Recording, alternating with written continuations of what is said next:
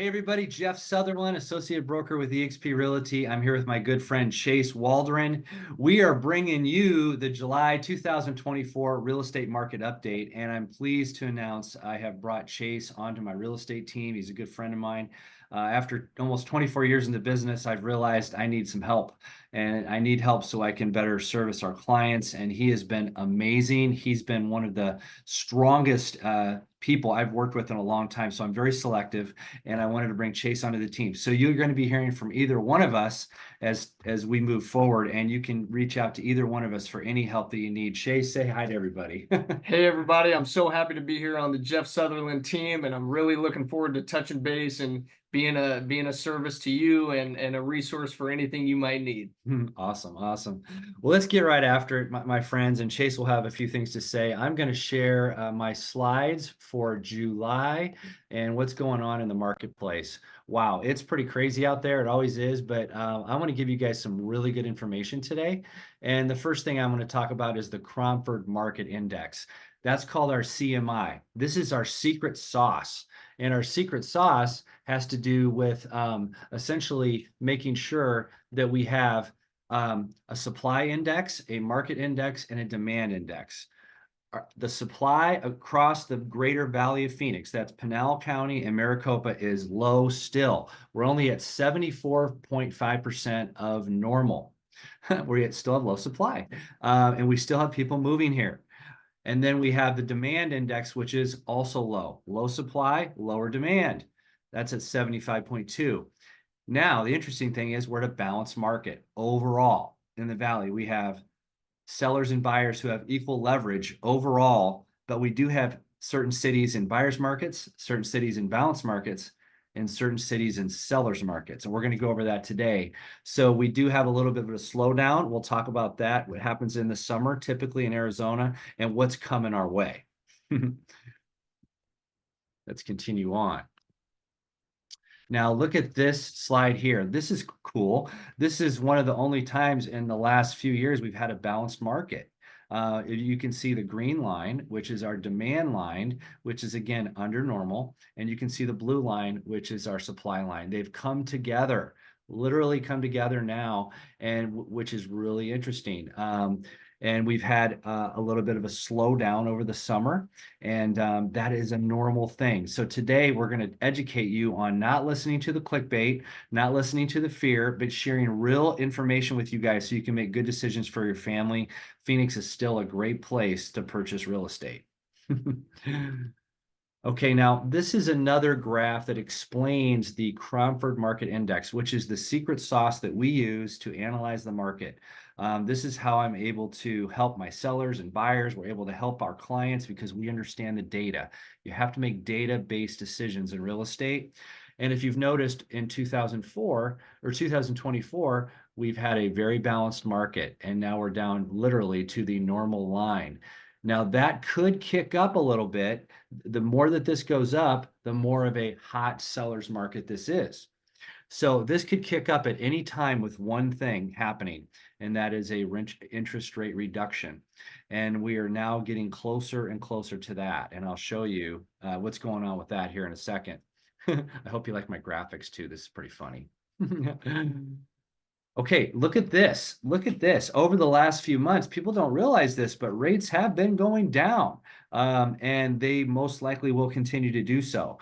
That will achieve more affordability in the market. Chase, look at that. We got a 6.81 average rate, but that doesn't mean that that's going to be your rate, right? As a buyer, it could be anything. Yeah, correct. I mean, last month we had people getting pre-qualified for 7.25, and some even higher than that. And then just last week we were having people that were able to get pre-qualified for 6.5, right? And that's obviously dependent on the person, on their debt to income ratio, on their credit, and a number of different things, but we are trending in the right direction. Yeah, and if you notice, even FHA, we're getting to the low sixes on FHA loans. So we are experiencing FHA, conventional loans, and even VA. So I want to give you guys a clue here. This is a huge point. The second half of the year in Phoenix, Arizona will be a great time to buy. And I'll tell you why. because sellers will be giving you cookies. They will be giving you cookies and milk. They will do a lot of different things to bend over backwards to get a contract because we're seeing a slow reduction in price. And it's not a crash. It's nothing to be alarmed about, but we're achieving a balanced market, and more affordability will come into the market as time goes by. It's kind of it's a good relief. And now you remember in 23, the Fed chairman Powell said we will hit 2% inflation. And the good news is we have gone down. We had some good news in June. When inflation continues to go down, we will see relief with the rates, which is really good news. It helps us all buy groceries a little bit better. Eggs are a little cheaper. Gas is For a little sure. cheaper. I've actually seen gas go down, so that's kind of cool, right? So we're heading in the right direction, which is a good thing.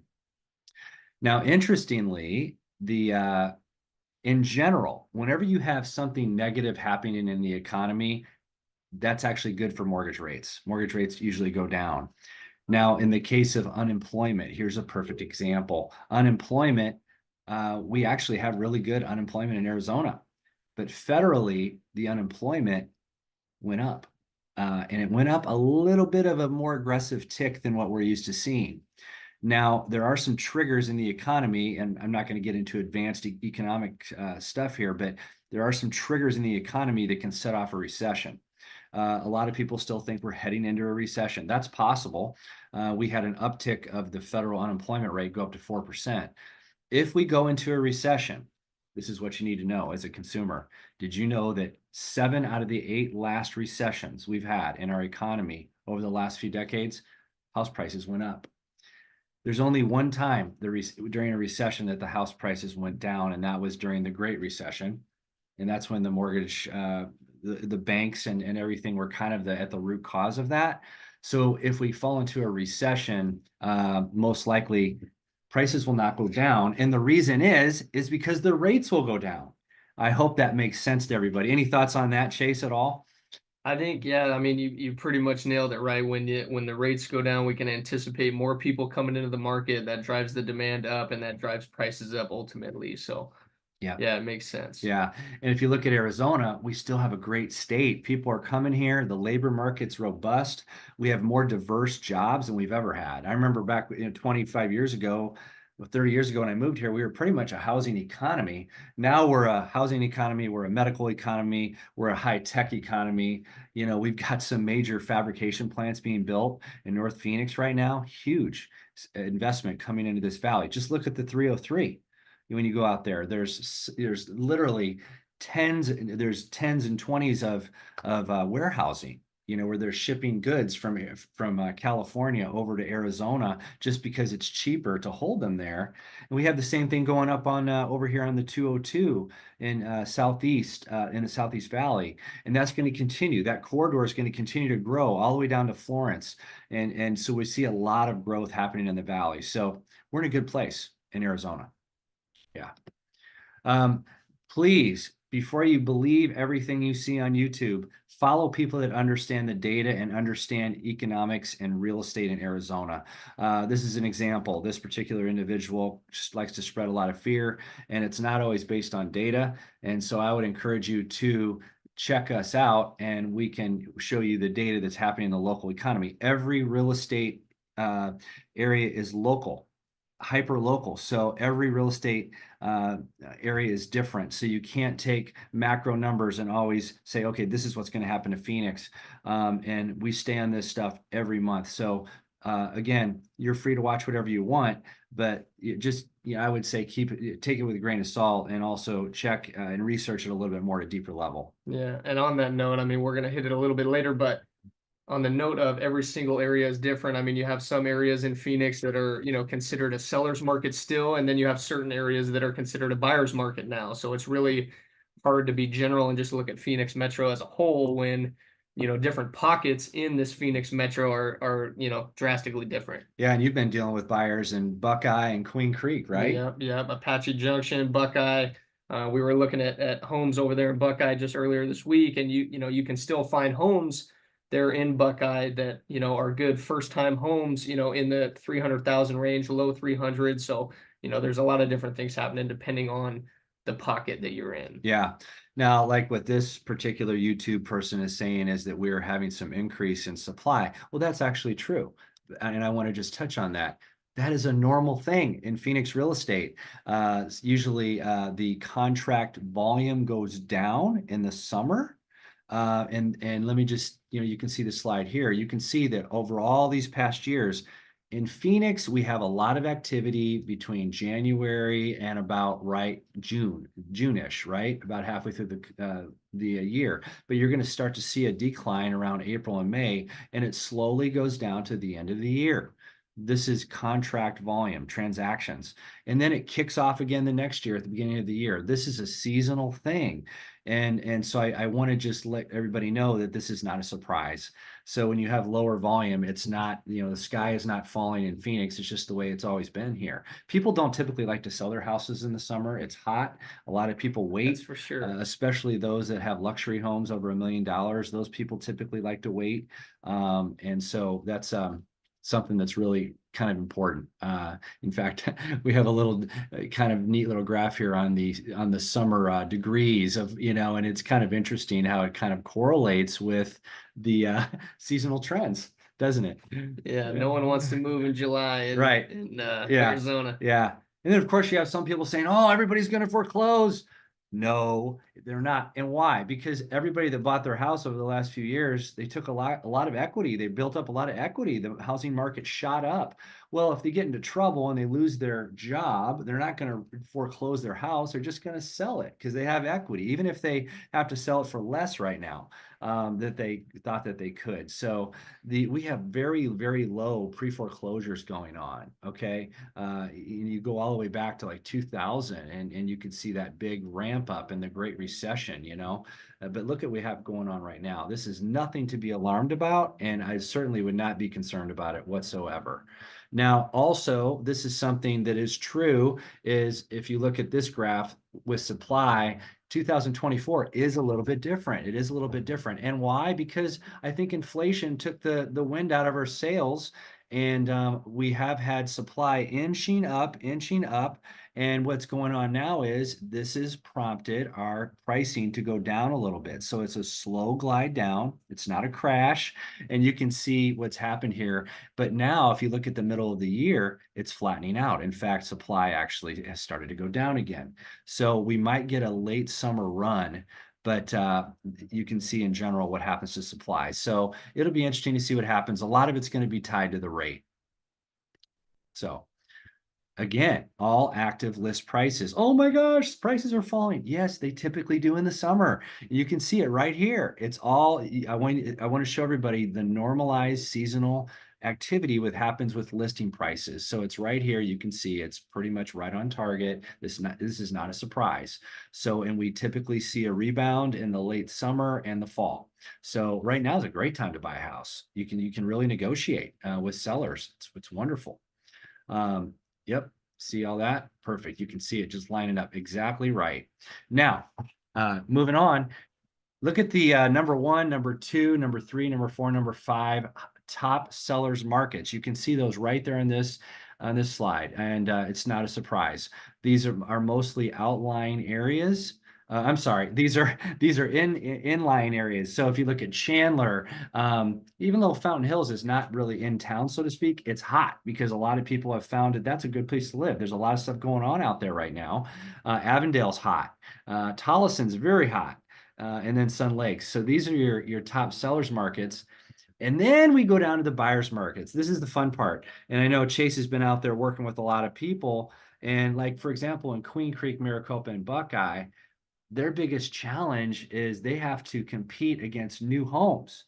So what's going on in the new home market? Yeah. So we're actually working with a couple different clients right now on these new home builds, and on these outlying cities in Phoenix, they have a lot more new builders out there, and they're offering these awesome incentives. I mean, we got a client in just recently that we were able to get over 30,000 towards closing costs and a rate buy down, and sometimes they're offering more towards upgraded finishes of the home. So they're offering all these awesome incentives that you don't get when you purchase a resale home. So that's driving a lot of people to be more interested in kind of go towards these new builds rather than a resale. Yes. People buy on payment, right? So if you have a builder that's offering, for example, a 2-1 buy down, and they're starting off at a 4.81 rate, you go into a 5.81 and then a 28-year fixed loan at 6.81, people are jumping on that. And not only that, they're offering fixed loans that are lower. So it really just the new home market in these outlying areas are just doing very, very well. So you can see what's happening. The arrow right here in the middle signifies that if it's red going down, that means it's becoming more of a buyer's market. If it's green, it's becoming now more of a seller's market. Queen Creek, it seems to be that's kind of hit the low point, and now it's starting to rebound a little bit. Starting to inch Yeah, back starting up. to inch back up. So we've got a lot of different stuff happening depending on the city you're in. That's why it's important to work with professionals, because we know what's going on in every local area and how we can negotiate for you. So if you see the Cromford Market Index, you can see right here, we have different cities and different types of markets. And that's important to know which is in which as we go through this. So we got it dialed in terms of what's going on across the valley. Now look at this. You can see this is exactly what we predicted in the summer. We're down 5.5% from the all-time high in June of 2022. So our median sales price in Maricopa and Pinal County is $450,000, or 451 for all practical purposes. And now we have a little bit of a decrease there. And then you can see now we're starting to see a decrease in prices. Exactly what we thought would happen in the summer, a slow glide down. And then if the rates reduce more, you may see it flatten, or you might even see it kick up again. Okay, so that's what's happening with the sales prices.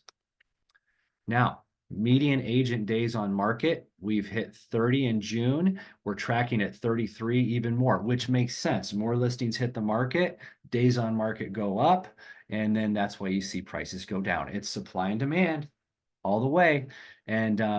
And so we are waiting for these rates to go down.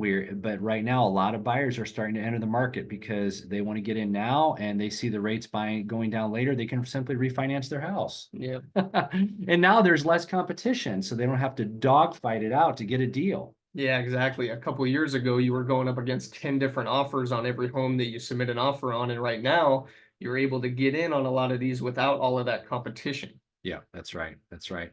And then concessions. The other thing is when you're looking at prices that are like below $1 million, okay, concessions play a big role. We have 51% of the contracts that are going through the multiple listing service right now that have concessions. 51%. That's pretty significant. Yeah. So buyers are going into these deals and they're expecting the seller to help them out with either rate buy downs or closing cost assistance and this and that. So it's there's quite a bit of that going on. Yeah, I mean, this kind of goes back to that competition thing, right? There's not a whole lot of competition out there right now for buyers. I mean, we were able to get just last month, we were able to negotiate over $14,000 in concessions to go towards closing costs for our buyers. So it's definitely out there. Like we said, half of the transactions right now are getting them. So, it's to be expected, and the sellers are expecting that also. Yeah. And what does that look like in terms of money? That looks like almost $10,000 of an average concession being given by the seller to the buyer. That's quite a bit. That usually takes care of closing costs and maybe some more, in addition to that. So it's a pretty significant amount of money. So about half of them running through the system. And finally, we want you guys to know that we're here for you. I've been in this business now almost 24 years. I've done over 1,000 transactions. I love this business to this day, and I love it because it's about the people, and it's about making friends and helping them achieve more wealth for their family. If you have questions, please reach out. I have Chase's information there, my information. He'll be in touch. He'll be out just calling people and just making sure we can be of service to you. But we're here for you, and we're here for the duration. This is our career. We love doing it. Any last things, Chase? 100%. Yeah, like you said, just please don't hesitate to reach out. We want to be a source of information. If any of this, kind of caught your eye, or you want to dig a little bit deeper on it, we'd love to hop on a call and just talk through it with you and provide any information that we can for you. Yeah. Blessings to everybody. Stay out of the heat and let us know how we can support you. Signing off, Jeff and Chase. See you later. Take care.